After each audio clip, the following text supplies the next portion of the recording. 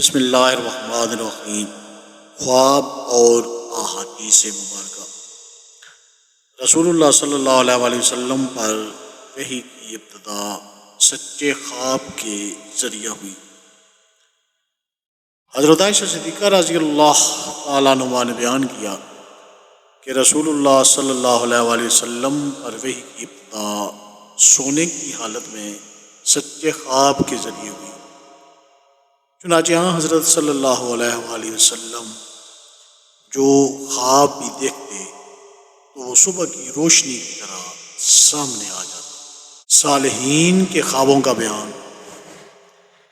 اور اللہ تعالیٰ نے سورہ انا فتحنا میں فرمایا کہ بلا شبہ اللہ تعالیٰ نے اپنے رسول صلی اللہ علیہ وآلہ وسلم کا خواب سچ کر دکھایا کہ یقیناً تم مسجد الحرام میں داخل ہوگے اگر اللہ نے چاہا امن کے ساتھ۔ کچھ لوگ اپنے سر کے بالوں کو مڈوائیں گے یا کچھ کتروائیں گے اور تمہیں کسی کا خوف نہ ہوگا، لیکن اللہ تعالیٰ کی وہ بات معلوم تھی جو تمہیں معلوم نہیں ہے۔ پھر اللہ تعالیٰ نے سردست تم کو ایک فتح خیبر کرا دی۔ حضرت انس بن مالک رضی اللہ تعالیٰ عنہ نے بیان کیا کہ رسول اللہ صلی اللہ علیہ وسلم نے فرمایا، کسی نیک آدمی کا اچھا خواب نبوت کا 46واں حصہ ہے۔ اچھا خواب اللہ کی طرف سے ہوتا ہے۔ حضرت ابو سلمہ رضی اللہ تعالیٰ عنہ فرماتے ہیں کہ میں نے ابو قتادہ رضی اللہ تعالیٰ عنہ سے سنا کہ نبی مکرم صلی اللہ علیہ وسلم نے فرمایا، اچھے خواب اللہ کی طرف سے ہوتے ہیں اور برے خواب شیطان کی طرف سے ہوتے ہیں۔ حضرت ابو سعید خدری رضی اللہ تعالیٰ عنہ نے رسول خدا صلی اللہ علیہ وسلم کو یہ فرماتے ہوئے سنا کہ جب تم میں سے کوئی ایسا خواب دیکھے جسے وہ پسند کرتا ہو تو اللہ کی طرف سے ہوتا ہے، اس پر اللہ کی حمد کرے اور اسے بتا دینا چاہیے۔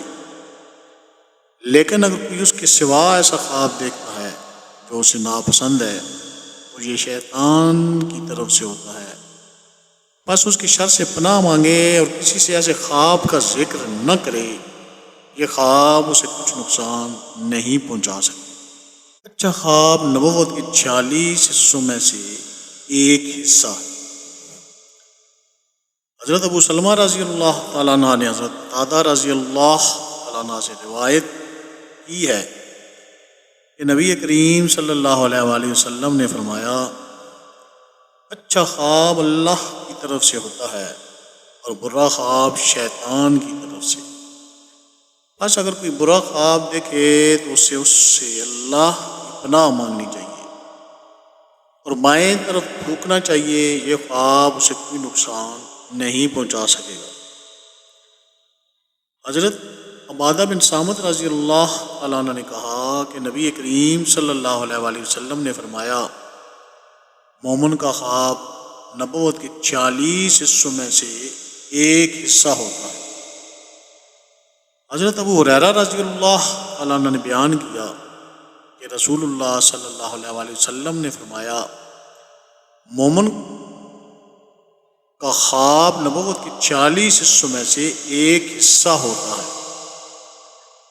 حضرت ابو سعید خدری رضی اللہ تعالیٰ عنہ نے بیان کیا کہ انہوں نے رسول اللہ صلی اللہ علیہ وسلم کو یہ فرماتے ہوئے سنا کہ نیک خواب نبوت کے 40 حصوں میں سے ایک حصہ ہے۔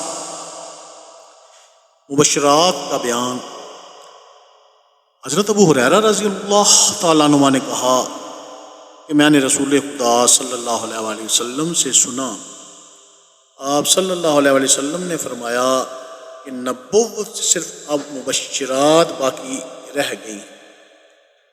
صحابہ نے پوچھا، مبشرات کیا ہیں؟ حضرت صلی اللہ علیہ وسلم نے فرمایا، اچھے خواب۔ حضرت یوسف علیہ السلام کے خواب کا بیان۔ اور اللہ تعالیٰ نے سورہ یوسف میں فرمایا، جب حضرت یوسف علیہ السلام نے اپنے والد سے کہا کہ اے میرے والد، میں نے 11 ستاروں اور سورج اور چاند کو خواب میں دیکھا، دیکھتا ہوں کہ وہ میرے آگے سجدہ کر رہے ہیں۔ وہ بولے میرے پیارے بیٹے، اپنے اس خواب کو اپنے بھائیوں کے سامنے بیان نہ کرنا، ورنہ وہ تمہاری دشمنی میں تم کو تکلیف دینے کے لیے کوئی چال چل کر رہیں گے۔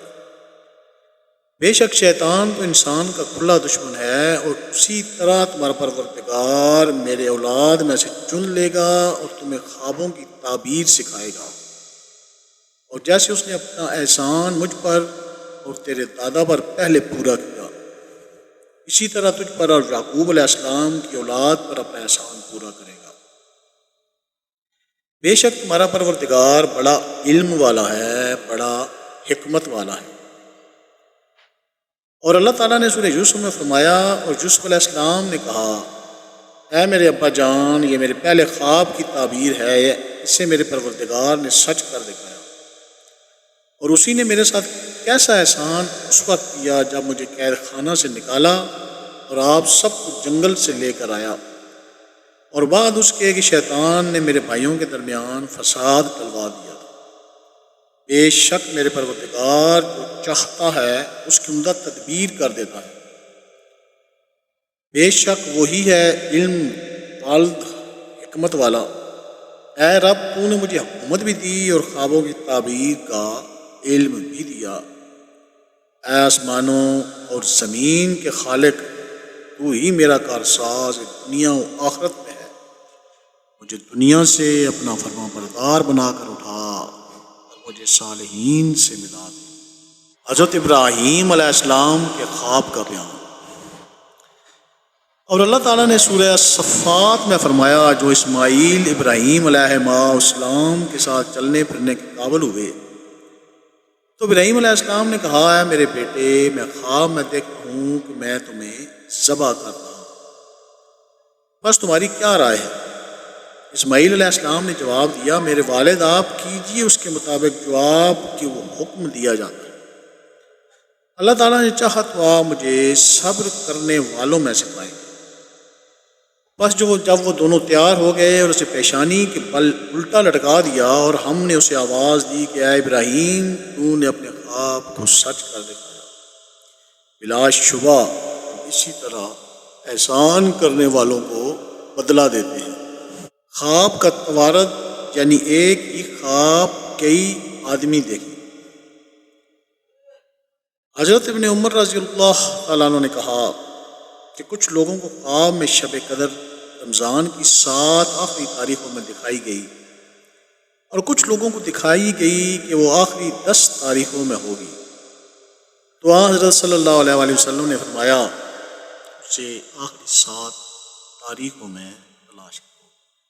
اللہ تعالیٰ ہمیں ہر اس بات پر عمل کرنے کی توفیق دے جو اس نے حق کے ساتھ اپنے نبی کریم صلی اللہ علیہ وآلہ وسلم پر نازل کی، اور ہمیں حضور اکرم صلی اللہ علیہ وسلم کے نقش قدم پر چلنے کی توفیق عطا فرمائے۔ آمین یا رب العالمین۔